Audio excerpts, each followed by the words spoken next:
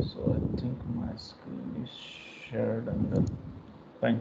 So in the last class we are looking for this setting trade-off priorities. So we have to find out हमको किस चीज़ पे priority देनी है, हमको design में किस चीज़ पे प्रायोरिटी देनी है, किस पे प्रायोरिटी नहीं देनी है. Either we have to go either for your speed और सम मेमोरी और सम पोर्टेबिलिटी और द कॉस्ट और execution time and so on. So हमारे पास डिफरेंट डिफरेंट चीज़ें हैं, हम उस पर प्रायोरिटीज़ आइडेंटिफाई कर सकते थे.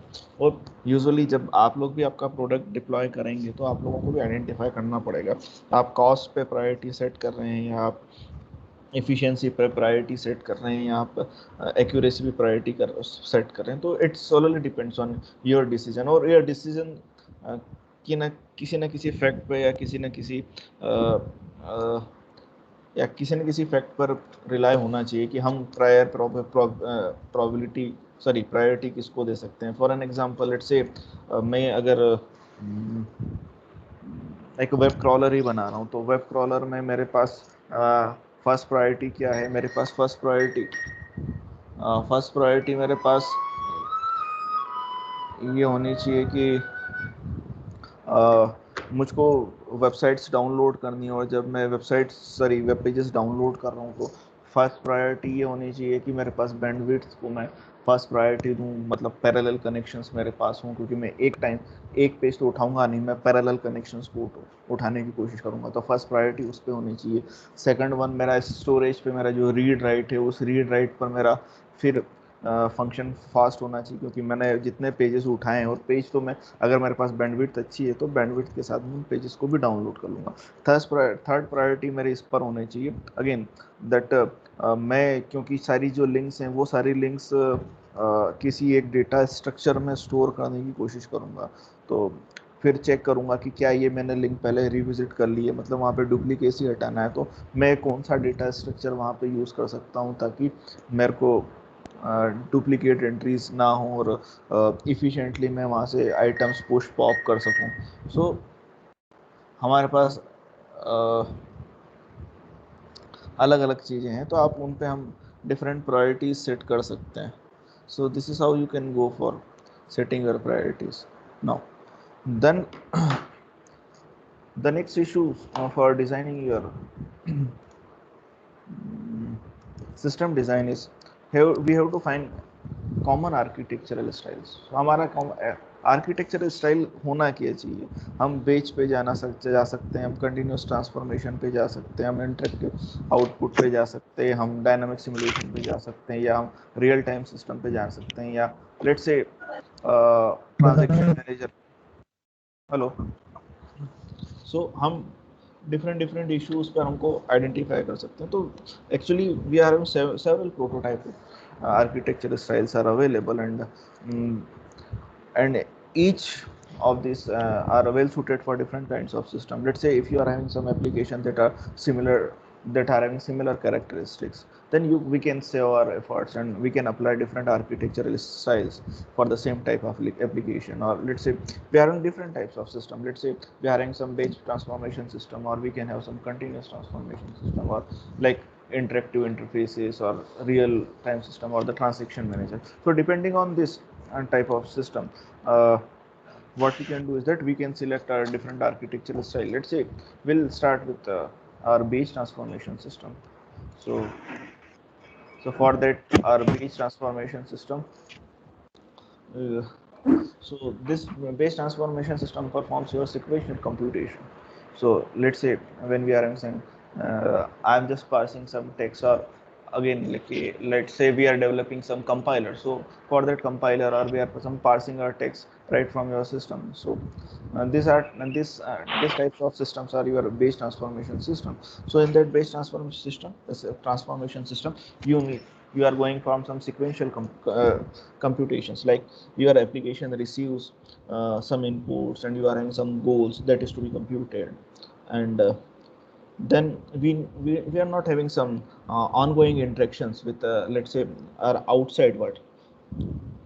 let's say again consider an example. Let's say we are compiling some our application. So what we are trying to do is that we are just taking our program as an input and we are parsing all those syntaxes, and then we are checking some semantics in between, and then we are going from this optimization things and so on. So in addition to that, we can have some like payroll processing system, that we are having input that the number of days employees is present in our system, and what are the different criteria to give your payroll system. So these are like some base transformation system. No external output is available for your system. So in that case, our state model is just an like an very trivial for uh, this base transformation problems. Like our class model is just an uh, working on like you are having some inputs and you are having some outputs, and we are having some middle stages that are being available. So for that particular model, our interaction model is very important, because this interaction model uh, works on their computation, and what are the different classes are involved in your computation, and how these classes should be coupled in your system. So the most important is, aspect related to this base transformation system is to we have to identify a series, or let's say a sequence of our steps that is to be being computed. So somebody is making some noise over there, so I like to mute someone. भाई जिसका मयूर आपका mic off कर लें. Fine. Then consider actually this figure. So in this figure we are having some compiler steps are available. So for this compiler steps, let's say uh, this compiler has some let's say this is a 1 2 3 4 5. So this compiler has are 5 class models are available, and let's say one for your input and one for your output, and then you are in 3 intermediate representation of all those classes. So when your ASCII file is available, then you are computing some states, or you are having some states like you are parsing your text and you are getting text right from your ASCII files, and then again you are moving to your class models. For this class model, you are having some graphical model will check your computation, or let's say uh, that are making decisions, or you are having some trees available that checks whether your syntaxes are right or not, and then uh, whether your all the codes are connected, or all the nodes of your particular tree. कौन से trees use होते हैं यार talk में?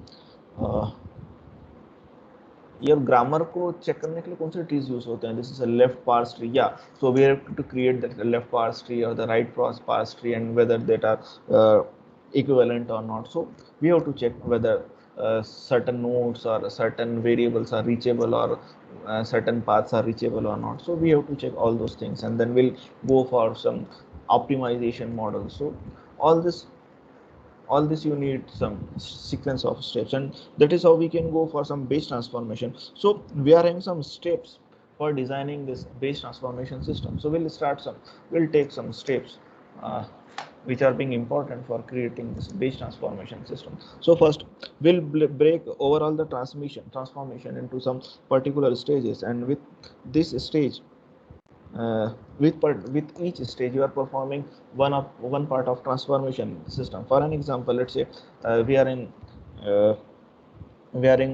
these 5 class models, and we are transforming, let's say we are converting our ASCII file into our database code. So we are having some transformation, and uh, we break our overall this transformation right from ASCII file to your database code file into some stages. So right from these stages we are breaking into some few parts, and yes, we are we are going from smaller size, or what we are trying to do is then we are going from some modularity over here by defining your classes, or we can have some abstract way of representation certain types of thing in your particular class model. So this is an important thing, that you can develop different classes right from uh, breaking your overall transformation into different system, and that is how you'll get different classes over here. So you are having different classes like graphical model, connectivity model, and then class model, and then this database model. Then after breaking all those steps, you can prepare your class models for your input. So I am having some class model for your input, and then you are having some output, and then we can have some successive stages like for intermediate computation. So for each state we know about what are the functionalities available in this particular model. So this is how we can identify the classes, and for these classes when we are going from this transformation, so we can identify what are the different attributes are available and what are the different methods associated with the transformation that are being required from moving from first model to another model. So this is how we can calculate our attributes and our methods right from this class models. Then we can expand each stage until you are getting some straightforward implementation of all those things. So if we are if some structures are available, then we can expand our stages. Like for in this example, no provision for expanding our stage, so we are not going for the expanding our classes model straightforward. Then we can restructure like uh, mm, we can restructure our final pipeline, let's say for optimization, because optimization is something important while your computation. So whether this function, whether we can go for first go for this class and then we'll go for this class, or what is the sequence, what is the better sequence for getting the better results or the optimized results. So we can shuffle our uh, or restructure our this pipeline for the beta transformation. Then after identifying these steps, then we are having another type of system that are said to be the continuous transformation system. So for your continuous transformation system, this continuous transformation system is a system in which your output is actively depend on your changing inputs. Unlike in your base transformation, you are having input, uh, some computation on your input, and then finally you will get output, and you don't need some continuous transformation updates, or your input doesn't changes frequently. But in this case of this continuous transformation, you are having continuous uh, may change. So we are having several time constants available. Our system cannot recompute the entire set of output as in case of your base transformation system, because they are getting only single input and then you are making some computation. But in case of your continuous transformation system, you are having lots of changes in your system, uh, and we have to make all those changes in our system. But the problem is that we cannot recompute our output at every time. So what we can do is that we must compute our output in the increment way. That is, let's say for first three part, and then we'll go for, let's say, either we can wait for some time constraint, or let's say we can compute our output for, let's say, for few passes or few iterations and so on. So the typical application of these systems are like you are going for you need some incremental compilers. Yeah, we are saying for incremental compiler, or you are having some process monitoring system. Let's say we are having some signal processing system, और we are having some कुछ video camera भी हमने लगा रखा है. तो we are just calculating what are the different changes are occurring in your system, and then instead of, let's say, हम video surveillance पे भी बात करते हैं या हम सेंसर्स भी चलाते हैं, तो सेंसर्स में भी हम इंस्टीड कि हम हर एक कंटिन्यूसली इनपुट लेते जाएं और उस पर कंप्यूटेशन करें. हम क्या करते क्या है कि हम एक फिक्स इंटरवल या एक इटरेशन लगाते हैं कि हम 3 सेकंड बाद एक इनपुट लेंगे, हम 10 सेकंड बाद एक इनपुट लेंगे, और उस पर हम कंप्यूटेशन करवाएंगे वेदर इट इज़ करेक्ट और not. Fine. So let's say हम वीडियो मॉनिटरिंग सिस्टम पे बात कर रहे हैं, तो हम कंटिन्यूसली इनपुट हम नहीं ले रहे हैं। हम वीडियो मॉनिटरिंग सिस्टम में हमने कुछ इंटरवल लिया है कि हमने एक फर्स्ट सेकंड पे अगर हमने इनपुट लिया है उसको एक्सेस कर रहे हैं, देन हम 3 सेकंड या 4 सेकंड पर बात कर रहे हैं, देन फिर उसके बाद हम अनदर इंटरवल पर बात कर रहे हैं, तो हम कंटिन्यूसली इनपुट पे बात नहीं कर रहे हैं। So what is the way to implement this continuous transformation? So one way to implement this continuous transformation is to use our pipeline of functions. So when we are having pipelines, we know that this pipeline propagates the effect of your input changes. So when we are having some input is changed, then some actions are triggered, and then we can map all those transformation on the changing our input. So as a developer, we can define our intermediate and the redundant objects to improve our performance of our pipeline. Let's say हम कुछ check लगा दें उसके बीच में, जैसे हमने pipeline बनाया, तो in that particular pipeline we can have some system that हमने 3 सेकंड के बाद चेक करा, हमने 6 सेकंड के बाद चेक करा। अगर इनपुट चेंज नहीं भी हो रहा है तो हम 3 सेकंड के बाद चेक करेंगे, हम 6 सेकंड के बाद चेक करेंगे। तो इट सोलरली डिपेंड्स कि हम इम्प्लीमेंट क्या कर रहे हैं। पर हाँ, हमको इसके बीच में कुछ ना कुछ इंपॉर्टेंट आइटम्स ऐड करने पड़ेंगे, हमको रिडंडेंट ऑब्जेक्ट्स ऐड करने पड़ेंगे जो चीज़ें हर इनपुट के बाद या पर्टिकुलर इंटरवल के बाद चेक करते रहे। पहले मेरा एग्जांपल फिर वही टाइम कंस्टेंट सिस्टम था या सिग्नल प्रोसेसिंग सिस्टम था, जहाँ पर आपके पास हम 3 सेकंड की बात कर रहे हैं या 4 सेकंड की बात कर रहे हैं। हो सकता था कि हम 4 यूनिट की बात कर रहे हैं, वो यूनिट आपके पास टाइम भी हो सकता था, या हमारे पास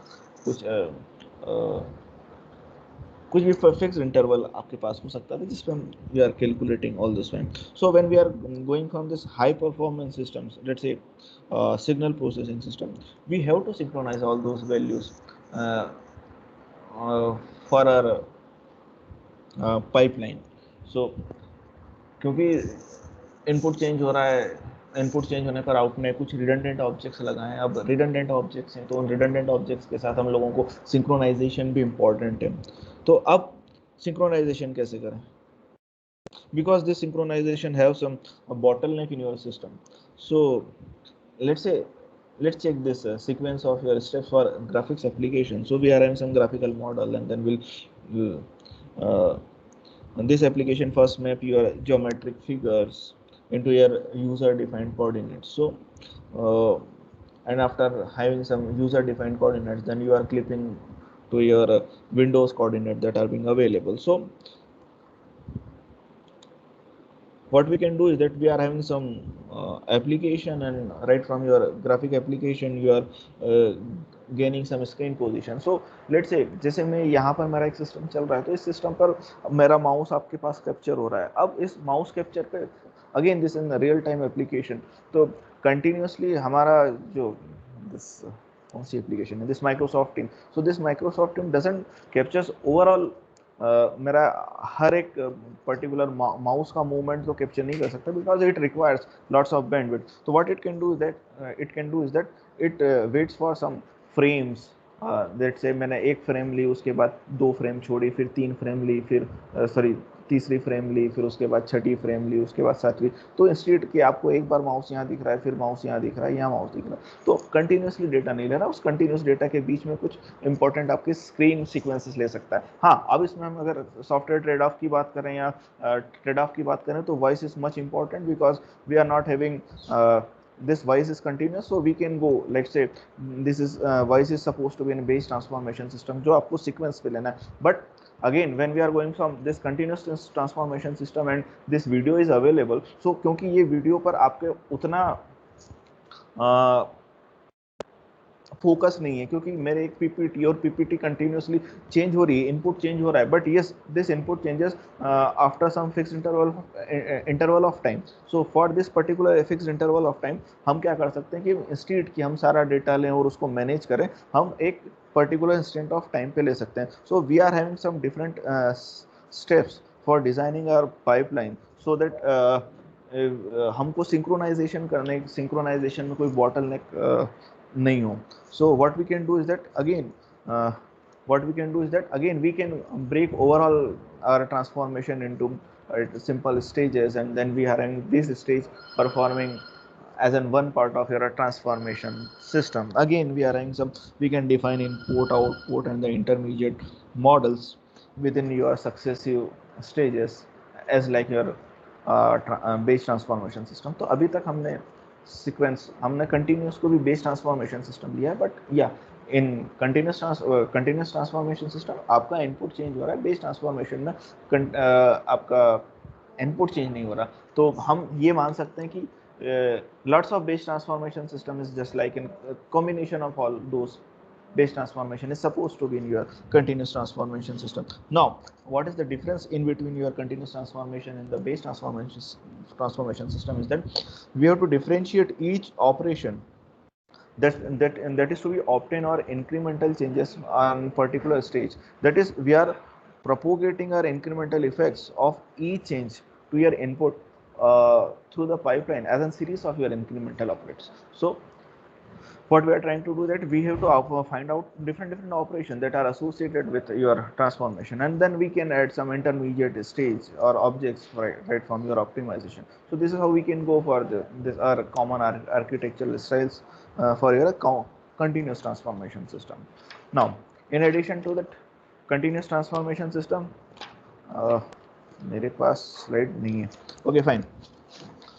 So next transformation system or the next transformation system associated for us is this is an interactive interface transformation system. For this interactive interface system, it is defined as an let's say when we are going from the interactive information transformation system, we are having some interactive interfaces available, and for this interactive interfaces are dominated by your interaction between your system and your external agents, such as let's say मेरा एक मैंने GUI based application बनाई है. तो GUI based application में input change हो रहा है, पर इनपुट कहाँ से चेंज हो रहा है? कोई एक्सटर्नल एजेंट है जो हमारा कंटिन्यूसली इनपुट को चेंज कर रहा है. लेट्स से मेरे पास डायनेमिक वेबसाइट है या हमारे पास एजेक्स की वेबसाइट है. अब मुझको नहीं पता एजेक्स चलता है कि नहीं चलता, पर जब मैं वेबसाइट्स बनाया करता था तब एजेक्स चलता था. फाइन. सो एजेक्स अपने हिसाब से इनपुट चेंज मतलब डायनेमिकली सिस्टम्स के इनपुट से सिंक्रोनाइज हो जाता था. Fine. So when we are in the let's say this external agent, so these external agents are usually independent of your system. Let's say हमारे पास कोई इंफॉर्मेशन सिस्टम है, उस इंफॉर्मेशन सिस्टम में हमने एक्सटर्नल एजेंट लगाया, तो एक्सटर्नल एजेंट को भी सपोज करते हैं कि वो एक्सटर्नल एजेंट जो है आपका कोई पर्टिकुलर यूजर ही है. सो दैट अब यूजर के लिए आपका software works like as an black box. उसके अंदर क्या उसको नहीं पता, वो उस पर्टिकुलर सिस्टम के हिसाब से इंडिपेंडेंट है. तो we can not control the agent कि हम उसको बोलें कि ऐसा ऐसा कर और ऐसा नहीं कर. फॉर एग्जांपल, जैसे हम सॉफ्टवेयर की टेस्टिंग भी करते हैं, तो यूजुअली सबसे बेटर तरीका है कि हम उस पर मंकी टेस्टिंग करें. मतलब सामने वाले को पता ही नहीं है कि उसमें क्या इनपुट होना चाहिए, क्या आउटपुट होना चाहिए, वो रैंडमली कुछ भी इनपुट आउट दे रहा है और हम चेक करते हैं कि हमारी इनकन्सिस्टेंसी कैसी होनी चाहिए. तो similar case for this interactive interface application, we are our external agents are your user of your particular software is supposed to be the independent of your particular information system, and we cannot control the behavior of that particular agent. So but क्योंकि उसके application पर agent हमारे system से independent है, but उसका जो response है और उस पर्टिकुलर उसकी एक्शन पर ही हमारे सिस्टम का response depend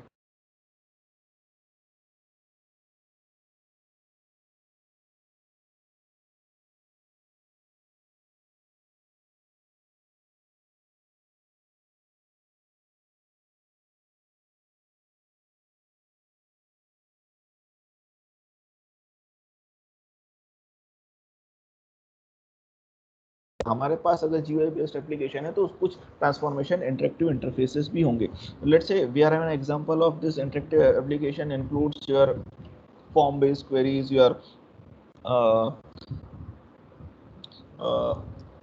this just on websites and so on. So the major concern related with your interactive interfaces are the communication protocols between your system and your external agents. So the important thing is that what are the different syntaxes for your possible interaction between your system and your external agent. So you need some representation of output, which is much more important for us. Then we are having some flow of control of information, like when we are going from this web engineering, we are having some information architect that manages the flow of information in between your system. So the syntax is very important. Then the communication protocol between system and your agent is much more important. Then we are in some flow of control is much more important. Then you need some performance issues, again some important thing, because uh, let's say I am just putting something in your Google. So for that Google, what we are trying to do, we are searching our seed words. So the output, the performance of your Google depends on the time taken to search all those queries, and the level of accuracy. So the performance is again important, because if you are not performing well, then your application will not be used, or your system will not be used by the users. Then the last item for the concern relative with this interactive application is the error handling, because your agent is supposed to be the independent of your system. Then for this system, you must know what are the different types of error may occur with your system or with your external agents. So you have to manage all those errors while creating your interactive interfaces. Fine. So when we are considering our model artifacts, let's say class models, state models, and all this, so these interactive interfaces are dominated by your state model, because when you are working with the interface or interactive application, you are currently working on your dynamic behavior of your system, and this dynamic behavior of your system is modeled by your state model. So this has been dominated by your state model. Then you are having some class model. So this, for this class model, you need some interactive elements, and then like you are having some inputs and you are having some outputs, and we are having some output representation formats also. So again, we are having some different steps for designing a interactive interface application. Like uh, we'll start with isolating our interfaces class with our application. So we are having some boundary classes, we are having some user interfaces classes. So this is how we can isolate our boundary classes right from your application classes. So let's say we are considering application classes as in controller classes and then entity classes. So we are isolating, and we had done this in a robustness diagram. So after isolating, we can have some predefined classes to interact with your external agents. Like uh, we are having हम example लेके चलें हम example लेके चलें, let's say Windows system. Fine. So for this Windows हम C++ 4.5 में इसकी coding क्या करते थे. लेट्स से आपके पास विंडो कैसी दिखनी चाहिए, आपका ब्राउजर कैसा दिखना चाहिए, आपकी इवन VB या विजुअल C++ या विजुअल C#.NET के आपके जो फॉर्म्स हैं या आपकी जो एप्लीकेशंस हैं वो कैसे दिखने चाहिए. तो we are having separate classes who are interacting with your user interfaces. So हम वो सारी जो GUIs थे वो बनाया करते थे. So what we are trying to do is that we are having some predefined classes. हम उन प्री डिफाइंड क्लासेस को यूजुअली इनहेरिट क्या करते थे, या उसमें हमारे एक्सटर्नल हमारे एडिशनल कंपोनेंट्स ऐड किया करते हैं. लेट्स से मेरे को एक बटन ऐड करना है, मेरे को 5 बटन ऐड करना है, मेरे को drop down list box add करना है. Well with coding we are not going for let's say visual basic जहाँ पर हम ड्रैग एंड ड्रॉप कर रहे हैं. हम उस विजुअल बेसिक के फॉर्म को बना रहे थे, हम विजुअल C++ के फॉर्म को बना रहे थे. जैसे आपके पास फॉर्म बनते हैं, या जैसे आप जावा के एप्लेट बनाते हैं या जावा का GUI बनाते हैं, तो उस GUI को बनाने के पीछे की जो कोडिंग थी, so we are this are suppose to be some user boundary classes जिसको हमको कैलकुलेट करना है. So what we can do is that we can use some predefined classes. So after identifying this predefined classes with which are mapping your external agents and then behavior of your external agents. So all these external agents handles like that clicks on your menus and your buttons or some forms, and so what we need is we need some predefined classes that works, and we can make additional classes right from this predefined classes to make your user interfaces better. Now हमारे पास classes हो गई, हमने isolate कर लिया, हम लोगों ने classes use कर ली कि कौन कौन सी क्लासेस आपके यूजर इंटरफेस में इंपॉर्टेंट होगी.